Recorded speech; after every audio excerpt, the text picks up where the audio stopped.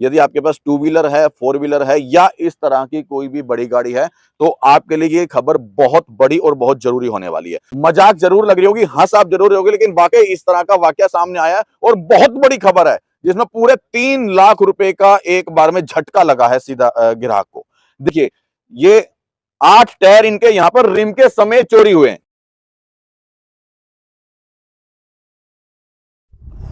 जय हिंद, जय भारत और आप सभी का स्वागत है आपके अपने चैनल सीसीएन न्यूज 24 में। मेरा नाम है दिनेश गर्ग जैन, कड़वे सवालों। एक बहुत बड़ी खबर जो सभी के लिए बहुत जरूरी है। यदि आप अपनी गाड़ी को किसी भी जगह पर पार्किंग में लगाते हैं, यदि आपके पास टू व्हीलर है, फोर व्हीलर है या इस तरह की कोई भी बड़ी गाड़ी है, तो आपके लिए ये खबर बहुत बड़ी और बहुत जरूरी होने वाली है। मैं बता दूं, यदि आप अपनी गाड़ी पार्किंग में लगाते हैं तो सबसे पहले जो आपको आज के बाद या इस वीडियो के बाद ध्यान देने वाली बात यह है कि अभी 2 दिन पहले पता लगा था कि पूरा टोल टैक्स इलीगल तरीके से चल रहा था गुजरात में। पूरा टोल टैक्स इलीगल तरीके से चल रहा था। तो अब आपको क्या करना है, जब भी आप अपनी गाड़ी पार्किंग में लगाए तो सबसे पहले ये पता करें कि ये जो पार्किंग का जो एरिया है ये इलीगल है या लीगल है। हालांकि ये बात मेरी जो मैं कह रहा हूं मजाक जरूर लग रही होगी, हंस आप जरूर रहोगे, लेकिन वाकई इस तरह का वाकया सामने आया है और बहुत बड़ी खबर है जिसमें पूरे 3 लाख रुपए का एक बार में झटका लगा है सीधा ग्राहक को। देखिए, ये कौन सी जगह बता रहे थे आप मेरे को?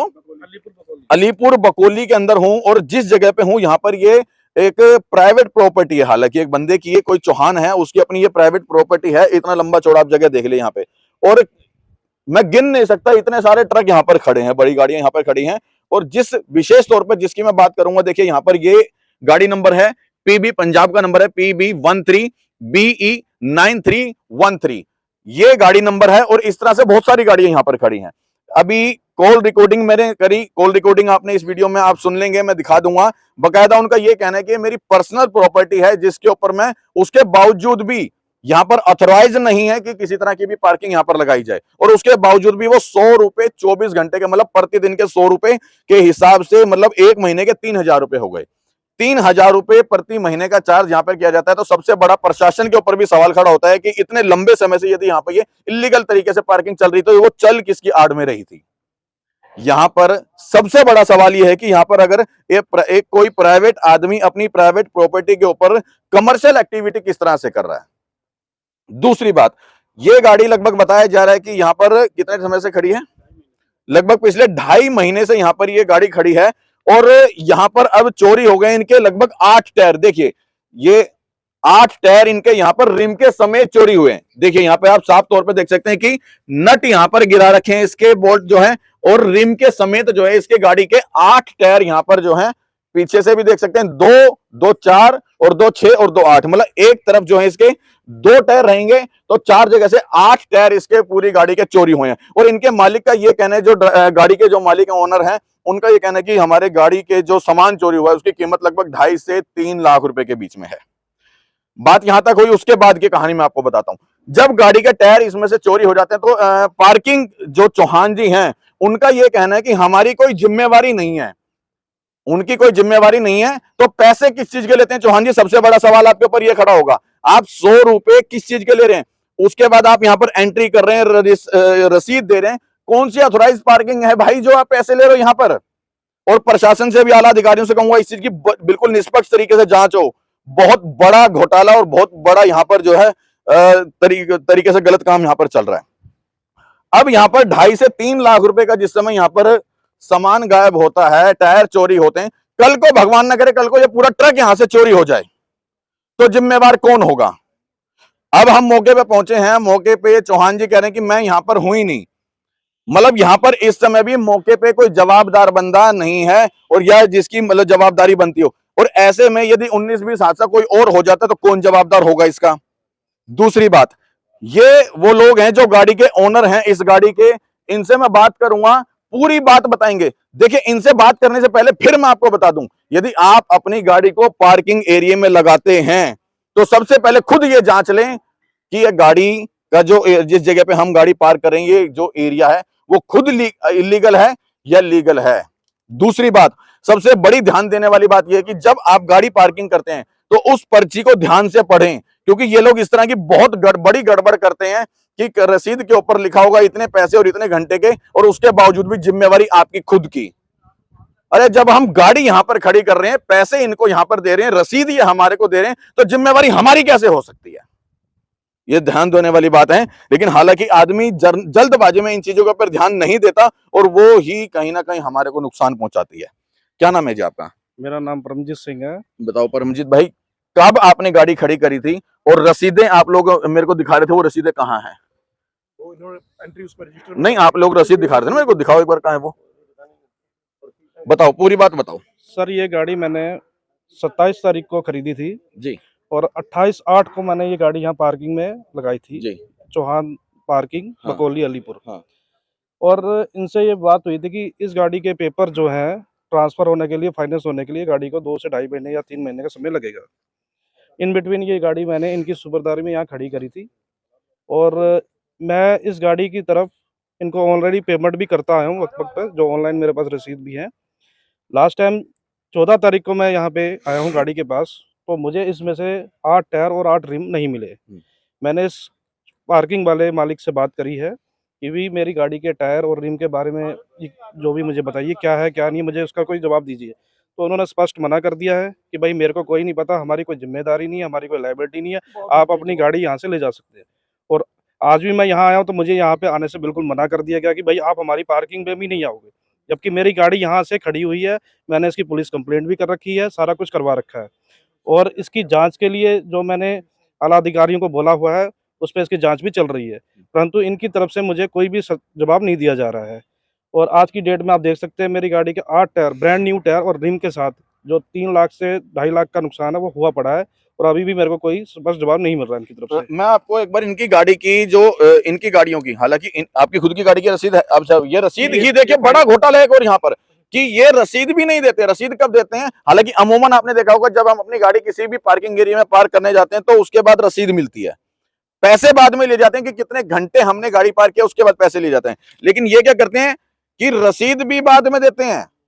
आप देख ली, ऊपर यहाँ पर पार्किंग लिखा है, किस जगह पे पार्क हो रही है गाड़ी वो कोई एड्रेस नहीं है, किस जगह से पार्किंग ऑथोराइज है या नहीं है वो कोई नहीं है, ऑथोराइज जो अगर पार्किंग एरिया है तो किस नाम से ये पार्किंग एरिया है वो यहाँ पर नहीं है, किसने रिसीव करी है गाड़ी उसका कोई नाम और सिग्नेचर नहीं है। तो तमाम चीजें, ये चीज देखिए, इस तरह की रसीद देते हैं और हम लोग जल्दबाजी में इस तरह की रसीद लेकर के भी खुश होते हैं कि हमने तो अपनी गाड़ी जो है पार्किंग एरिया में लगाई, तब हमारी गाड़ी सुरक्षित है। अब आप खुद देख लीजिए, इस गाड़ी के अंदर 2.5 से 3 लाख रुपए के जब टायर यहां से चोरी हो सकते हैं, तो फिर आप किस तरह से समझ सकते हैं कि आपने जो अपनी गाड़ी जिस भी एरिया में पार्क की कि वो सुरक्षित है। और उसके बावजूद भी जो यहाँ का ओनर है वो एक्सेप्ट कर रहा है कि हाँ, मेरा जो एरिया है वो इलीगल है, मैं ऑथोराइज नहीं हूं यहां गाड़ी पार्क कराने के लिए, मैंने इनसे 7-7.5 हजार रुपए लिए हैं। उसके बावजूद भी आला अधिकारी अगर चुप है, पुलिस प्रशासन चुप है, एमसीडी डिपार्टमेंट चुप है, तमाम वो अधिकारी चुप हैं। जब यहां पर कंप्लेंट हो चुकी, एफआईआर ये करा चुके कि मेरी गाड़ी का यहां पे सामान चोरी हो रहा है लगातार, और उसके बावजूद भी कोई कार्रवाई नहीं। डीसीपी साहब, एक बार निष्पक्ष तरीके से जांच की जाए ताकि यह मामला और उच्च अधिकारियों तक देने की जरूरत ना पड़े और जो दोषी है उसके ऊपर कड़ी से कड़ी कार्रवाई जरूर हो। यह वाकई बहुत बड़ा मामला है, बहुत बड़ा मामला है, इसको लाइट नहीं ले लेना चाहिए।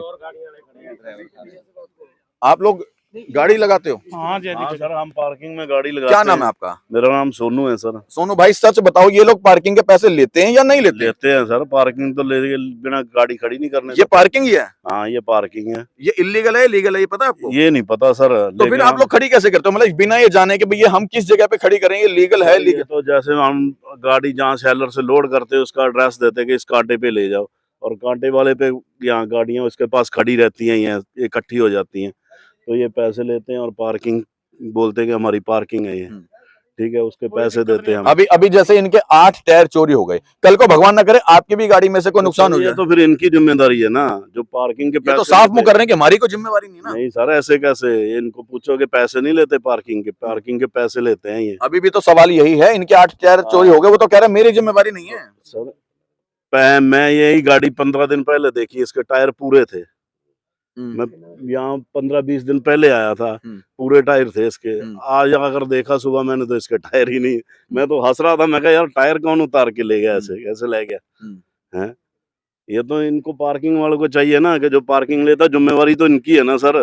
मान लो आदमी मेरे घर, आज मैं यहाँ खड़ा हूँ, हाँ। मेरे घर पे कोई परेशानी आ जाती है, मैंने यहाँ से पंजाब जाना है, मैं तो इनकी जिम्मेदारी पे छोड़ के जाऊंगा ना। जब आप पार्किंग में लगाते हो तो पहले ये जांचते हो कि भाई ये लीगल है इलीगल है, देखते हो? सर ये तो इनको पता है ना, हमें नहीं, तो आप लोग देखते हो या नहीं दिया देखते? जाता है कांटे का, सेलर वाला बोल देता है कि भाई इस कांटे पे चले जाओ, और कांटे वाला बोल देता है कि भाई मेरी पार्किंग है, हम तो पैसे लेंगे। ठीक है, कई जगह तो ऐसा है भी दिल्ली में 300-300 रुपए गाड़ी वाले से लिए जाते हैं पार्किंग के।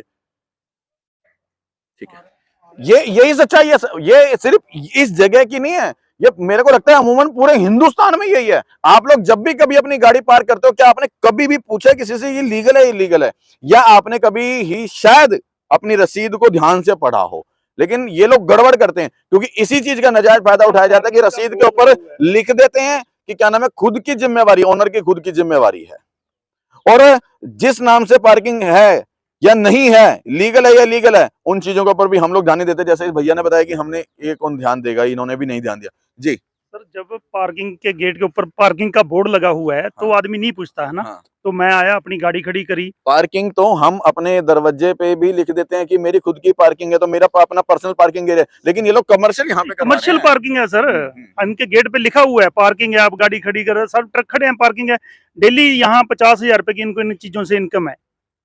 चौकीदार नहीं रखते, सेफ्टी कोई नहीं है, आप गाड़ी के टायर चोरी हो गए तो इनका जिम्मेवारी बनती है ये पैसे दें, ना कि मोटर मालिक दे। मोटर मालिक कहाँ से देगा? मोटर मालिक ने तो अपने घर के आगे नहीं खड़ी कर सकता, तो यहाँ सेफ इसलिए खड़ी करी है, अभी मैंने पैसे दिए हैं, मैंने सेफ गाड़ी खड़ी कर दी, मेरी गाड़ी में कोई सामान चोरी नहीं होगा। पर यहाँ से भी चोरी हो गया। उसके बाद दादागिरी है, यहाँ के लोकल होने की वजह से इतनी दादागिरी दिखाई इन्होंने, ढंग से बात नहीं करी मोटर मालिक के साथ, चले जाओ जहाँ से। 100 नंबर पे कॉल करी, पुलिस भी नहीं आई। आईओ का फोन आता है, आप थाने में आ जाओ जी। थाने में जाते हैं, 3 दिन चक्कर लगाए, 3 दिन के बाद चोरी की एफआईआर। हमारे चोरी नहीं हुए, हमने गाड़ी इनको दी है। चौहान साहब की पार्किंग में गाड़ी खड़ी करी है, चौहान साहब को हमने पूरी गाड़ी साबित दी है, वो हमें गाड़ी वापस करे। टायर चौहान साहब के चोरी हुए होंगे, हमारे चोरी नहीं हुए। हमने गाड़ी के पैसे पे करे हैं पार्किंग के भैया, तो हमारे टायर चोरी नहीं हुए। पर पुलिस प्रशासन सब मिली भगत है। एक पहले तो वो कह रहे थे मानत में खयानत 406 का मुकदमा देंगे, बाद में पता चला जी एक उनका कोई रिश्तेदार है, चाचा भतीजा का लड़का है, वो आया, उसने अपना कार्ड दिखाया बकायदा, कहाँ का, एमएचओ का, मैं वहाँ ऑफिस में ये लगाऊं। वो पुलिस को पूरा आपके हमारे सामने पुलिस को धमकी दे रहा है, ये कर दूंगा मैं, वो कर दूंगा। पहले तो पुलिस वाला कह रहा था मैं 406 का मुकदमा दूंगा, बाद में चोरी का मुकदमा देके हमें एफआईआर, जो एफआईआर आम ऑनलाइन हो जाती है वो पकड़ा दी। बल्कि उस दिन की कोई नहीं, वो इंक्वायरी तो कोई बात नहीं। चलो मैं कहता हूँ एसएचओ साहब, डीसीपी साहब, अगर चोरी की भी एफआईआर हुई है तो कम से कम जांच तो हुई है, चोरी हुए कैसे हैं?